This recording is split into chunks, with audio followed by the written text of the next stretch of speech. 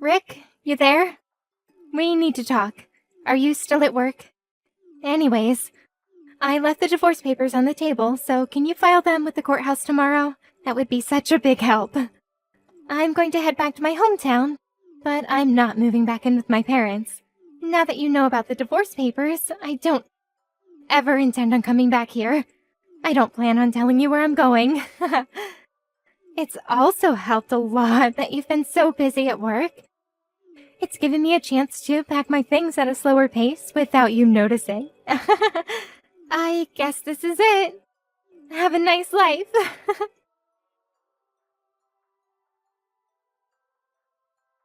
Excuse me, what is with all these messages? Hey, Poppy, you there? I just got back home to find these divorce papers. What is the meaning of this? We've only been married for 3 months, so why are there divorce papers in front of me? This is insane. What made you come to this conclusion? Oh, would you look at that? You're done with work now, I see. You finished earlier than I expected. Poppy, this isn't funny. Where are you right now? I told you before in those messages that I'm not telling you. I don't get it. What's the reason for you wanting to divorce me? Because our personalities don't match, Rick. What do you mean they don't match? After being married for 3 months and then living together, I started to notice our differences a lot. I thought maybe we were wrong for each other. That was what I was thinking. But isn't it important for couples to discuss such matters first? Before any hasty conclusions? There's maybe some things that we can compromise on, Poppy. No, there isn't. Then I came to the conclusion that the only way I'll be happy is if we get a divorce. Is that so? There's nothing you want to try and compromise on? Nope, nothing at all. Well, for the reason that you've given me, it's funny that you think I'd be easily convinced to divorce you like that. I'm sorry, what do you mean by that? Nothing. I figured this all out anyways. I guess I'll just hold on to these divorce papers then. Oh, okay. Please file the divorce papers by the end of the day. Why before the end of the day? Because from tomorrow, I'll be living with my new boyfriend. I'm almost into my 30s, and I want to have a baby as soon as possible given my age and physical strength. Alright, so you have a boyfriend already? Oh, what's up? Why so shocked to hear that? Don't take what I say too seriously. It's just a joke. Look, Poppy, I don't really care what you say. But thank you for letting me know about your cheating scandal. It saves me the trouble of looking into what you've been doing. Uh-huh. What does that mean? But I told you I just meant it as a joke. I'm bailing on this conversation. I can see you're getting wound up over it.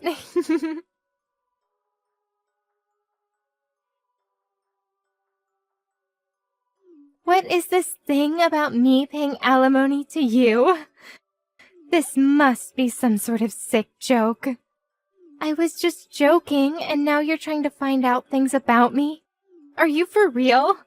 I was relieved that I hadn't had a peep out of you in for over 2 weeks, and now this? Poppy, what are you talking about? Is it okay to say now that I sent a content certificated piece of mail and its arrival at the house you're living with Joe? I'm sure you also got an envelope with photo evidence inside of your affair delivered to you too, right?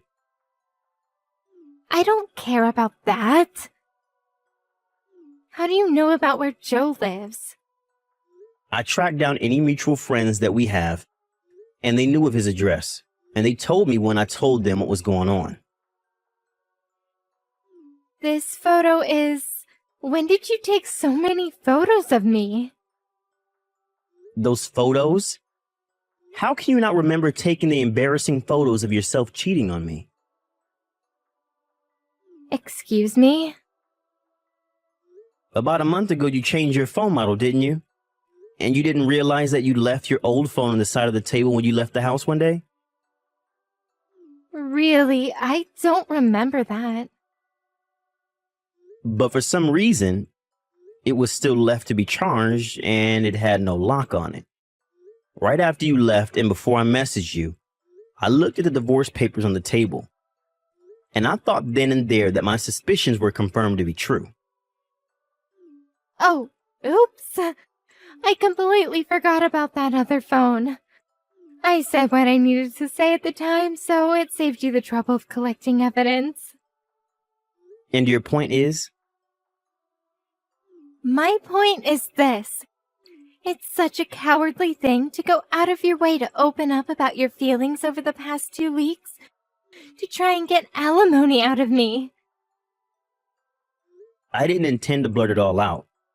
But since I had consulted with a lawyer and made the right preparations, it took a couple of weeks to organize. It doesn't change the fact that I was taken by surprise. I don't think someone who willfully cheated on me should be able to comment that sort of thing. You should have expected that to happen. To make you see how sinful your actions have been, let's look into your lover, shall we? Look into him? Now wait just a minute. Your lover is Joe Tillins. He was in the same year as you in middle school and high school. When you were in your second year of high school, you started dating him. However, you discovered that Joe was cheating on you with another woman and you broke up after 1 month of being together. Can you stop with all this crap, please? After that whole debacle, you both graduated high school and went your separate ways. 2 months before we got married, you went to your middle school reunion and happened to meet up with Joe again there. At that same reunion, you and him hit it off like old times and really got excited to be around each other. So you skipped out on the reunion and went to the hotel instead. I get it, all right. Would you please just stop it? I know what your heart's truly seeking. You want your alimony. You must know that Joe is quite rich and your aim is to take that away from him. That's not it, Poppy. It's got nothing to do with him being rich. I'm just exercising my legitimate rights with being cheated on by my wife. Yeah, whatever you say, Rick. It doesn't matter how you think about it. Anything you think about is fine by me. I guess I can't help it if you found out these things. I'll ask Joe to pay my share of the alimony so it won't hurt my conscience at all. It's actually cheap if you think about it being an offering of cutting you off from me. Is that so, Poppy? Well, let me get back to you about this. Just pay me the amount I billed you by the date I stated without any delays. Yes, Rick, I'll do that. I think that I can marry Millionaire Joe, and it's only a few $1,000s, so it won't be a big expense for me to pay you. Oh, okay. It seems that Joe has been excluded from his family inheritance because he's not blood related to his wealthy father. Wait, what? Rick?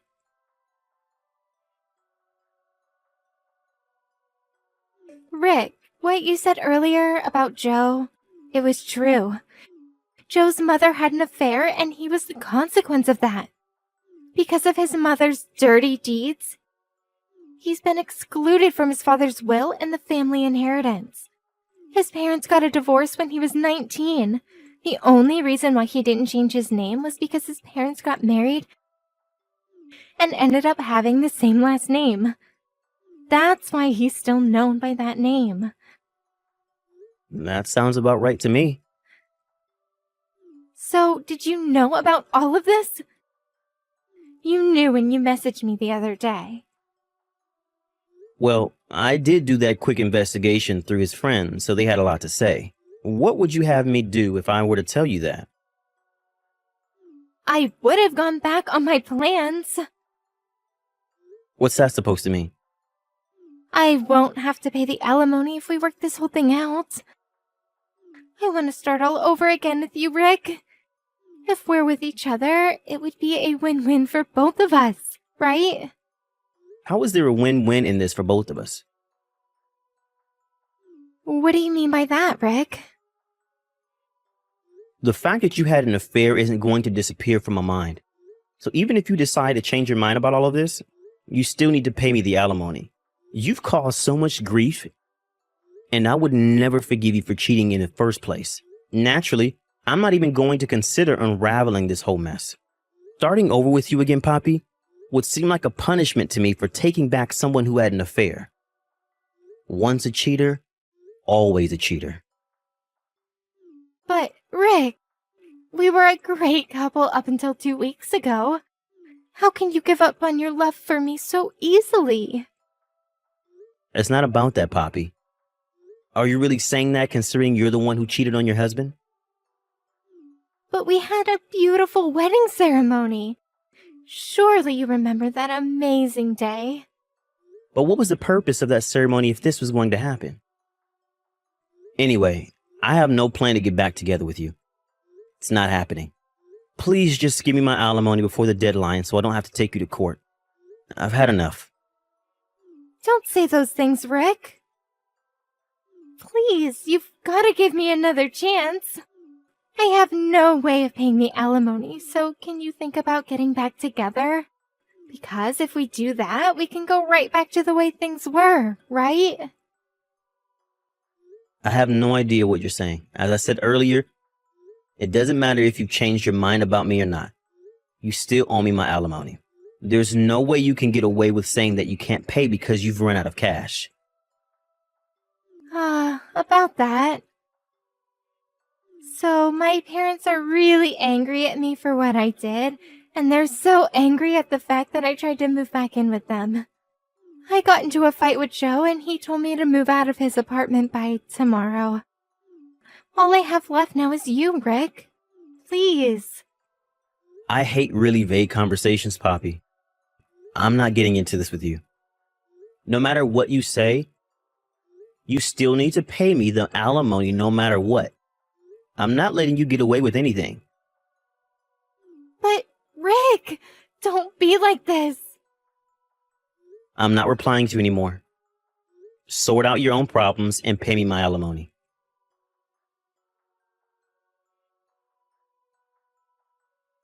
Rick, answer me. I tried to come back home to you. I see there's no nameplate on the mailbox, and the key doesn't fit in the front door either. You seriously didn't move out of this house, did you? You didn't move out without saying a word, did you? Rick, are you going to reply to me? Didn't I tell you that I only have you to rely on? If you moved without telling me, then we won't be able to get back together.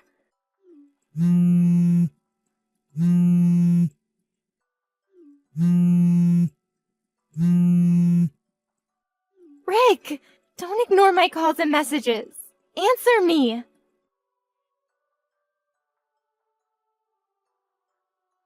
You've got to be kidding me right now, Rick. I went to see if you were at your parents' house, and my father was there. He put me in the car and is taking me somewhere. I bet so much right now that you're at your parents' house right now. No? I came here because I couldn't think of what else to do since you weren't in our house. Why is this happening? Why won't you help me out?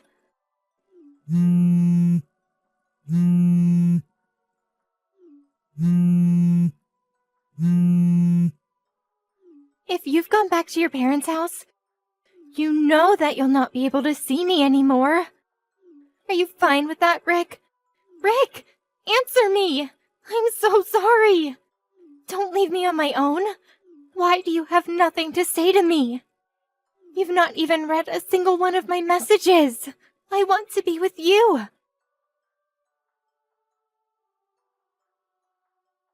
I was able to see that Poppy went over to my old house and that she would go to my parents' house next.